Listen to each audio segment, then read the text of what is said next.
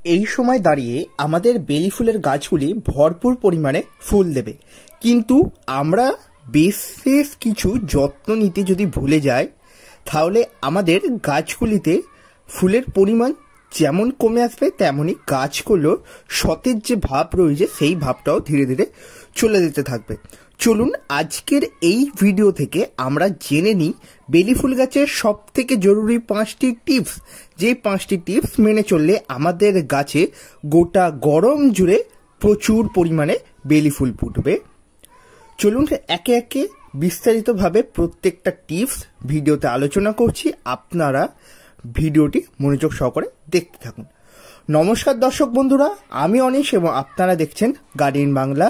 নতুন দর্শক বন্ধুদের বলছি, প্লিজ চ্যানেলটিকে সাবস্ক্রাইব করে নেবেন। পরবর্তী সময়ে এইরকম ভিডিও দেখার জন্য অবশ্যই সাবস্ক্রাইব করার সাথে সাথে বেল আইকনটিকে বাজিয়ে অলে সেট করবেন এবং ভিডিওটিকে লাইক শেয়ার করতে একদমই ভুলবেন না।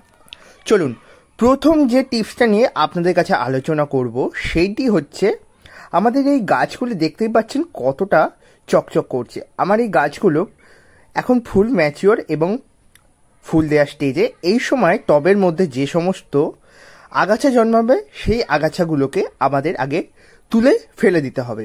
এইটাই হচ্ছে প্রথম টিপস, কারণ এখন আমরা গাছে খাবার দেওয়া শুরু করব এবং গাছে যত খাবার দেবো তত দেখতে পাবো এই আগাছাগুলো আরও দ্রুততার সাথে বৃদ্ধি পাচ্ছে, কিন্তু গাছের বৃদ্ধি কম বেশি হচ্ছে।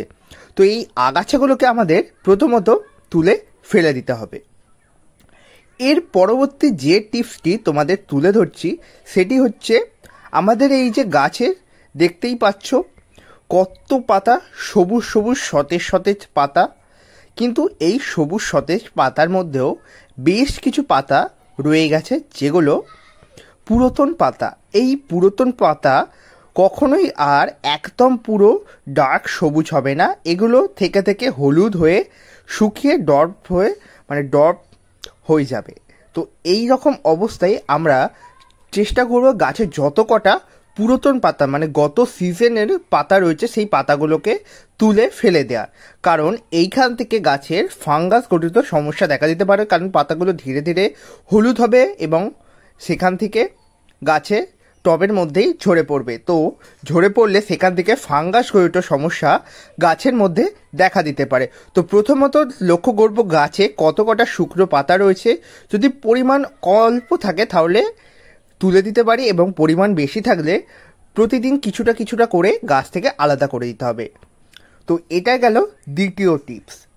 তৃতীয় টিপস সব থেকে গুরুত্বপূর্ণ টিপস, গাছের পাতা এত সতেজ, এত সুন্দর, এত চকচকে কেন জানতে চান? প্রত্যেকেরই মনে প্রশ্ন আসে।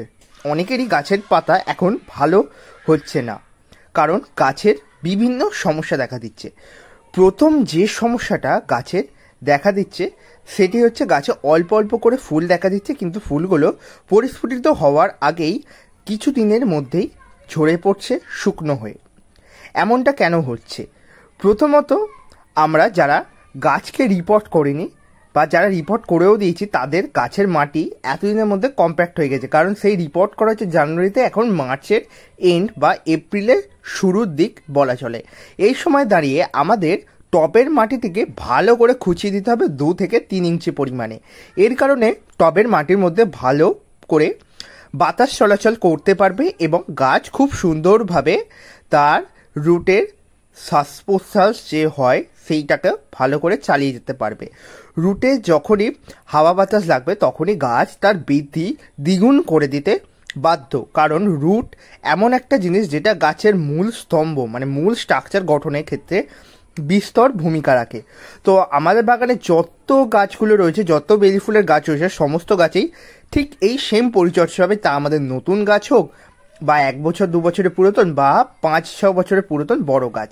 এর পরবর্তী যে টিপসটা নিয়ে তোমাদের আলোচনা করছি সেটা হচ্ছে, দেখতেই পাচ্ছ ভিডিওতে গাছটাকে ভালো করে স্নান করিয়ে দেওয়া হচ্ছে সকালবেলা বা সন্ধ্যাবেলা, যে কোনো একবার বা যে কোনো মানে 2বারই করলে সব থেকে ভালো হয়।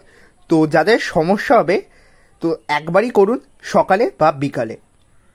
তো গাছকে স্নান এখন করিয়ে দিলে আমরা যেটা লক্ষ্য করব, গাছের এই যে পাতা আমার এত চকচকে দেখলেন, এটা শুধুমাত্র গাছকে স্নান করিয়ে দেওয়ার জন্য।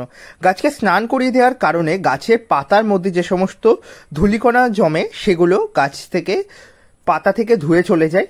আমরা প্রত্যেকেই জানি যে গাছগুলো আমাদের খোলা আকাশের নিচে রয়েছে, তো বিভিন্ন ধুলো কণা আমাদের পাতার উপরে জমতেই থাকে। তো সেই কারণে গাছের যে ক্রিয়া প্রক্রিয়া চলতে থাকে সেটা অনেকটাই বাধাপ্রাপ্ত হয়। তো আমরা যদি গাছকে স্নান করে দিই নিয়মিতভাবে, তো গাছগুলি একদম ফ্রেশ থাকবে এবং গাছের পাতায় যদি কোনো পোকামাকড়ে বাসা বাঁধে, তো এই জল দেওয়ার কারণে গাছের পোকামাকড়গুলিও নষ্ট হয়ে যাবে, তাদের বাসাও নষ্ট হয়ে যাবে। পরবর্তী গাছের খাবার নিয়ে আলোচনা করছি। এটাই হচ্ছে আমাদের লাস্ট টিপস। ভিডিওতে বেশ কয়েকটা টিপস নিয়ে বললাম, আপনারা কাউন্ট করে বলুন কটা টিপস নিয়ে আলোচনা করেছি।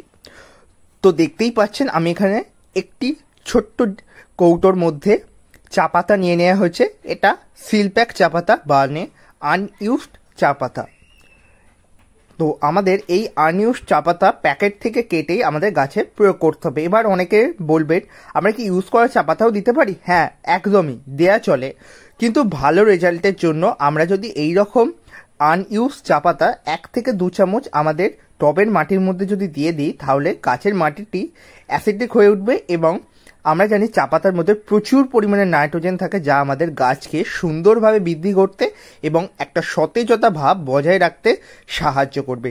তো আমি এইরকম 6 থেকে 8 ইঞ্চি টবের জন্য 2 চামচ পরিমাণ চা পাতা দিচ্ছি। বড় টব হলে মিনিমাম আপনারা বড় চামচের 1 চামচ চা পাতা দিতে পারেন। আমি এই ছোট্ট একটা আইসক্রিমের চামচের 2 চামচে চা পাতা দিলাম এই 8 ইঞ্চি বেলি ফুল গাছের জন্য, 8 ইঞ্চি টবের বেলি ফুলের গাছের জন্য। আপনারা এইরকম বড় যে সমস্ত টবে পুরাতন বেলি ফুলের গাছ থাকবে সেগুলির জন্য কমপক্ষে বড় চামচের 1 চামচ পরিমাণ চা পাতা দিয়ে দেবেন। তাহলে গাছের মাটিটি অ্যাসিডিক হবে এবং গাছের নাইট্রোজেনের অভাব কখনোই ঘটবে না এবং মাটিটি চা পাতা দেওয়ার কারণে ভুরভুরে থাকবে। এর পরবর্তী যে খাবারটা তুলে ধরবো, এই খাবারটা মাস্ট ইউজ।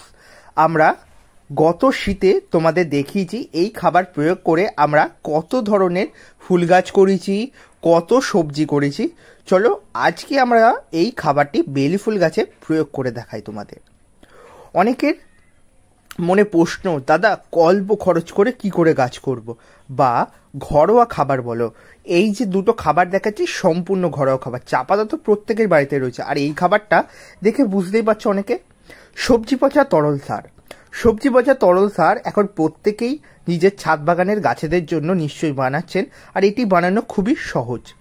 প্রথমত সবজির খোসাগুলি একটা ডিপের মধ্যে বা বালতির মধ্যে দিয়ে জমিয়ে জমিয়ে ঢাকনা দিয়ে রাখবেন এবং জমিয়ে রাখবেন কিছুদিন ধরে। এটা যখনই গলে জলটা বেরোবে, সেই জলটা আমরা 1 লিটার জলের সঙ্গে 100 থেকে 200 ml করে নিয়ে প্রত্যেকটা গাছে মিশ্রণ করে প্রয়োগ করে দেবো। তো এই সবজি পচা তরল সারের মধ্যে প্রচুর পরিমাণে থাকে ম্যাগনেসিয়াম, পটাশিয়াম এবং বিভিন্ন ধরনের মাইক্রো অনুখাদ্য, যেটা আমাদের গাছের সঠিক বৃদ্ধির ক্ষেত্রে অনেকটাই উপকার রাখে।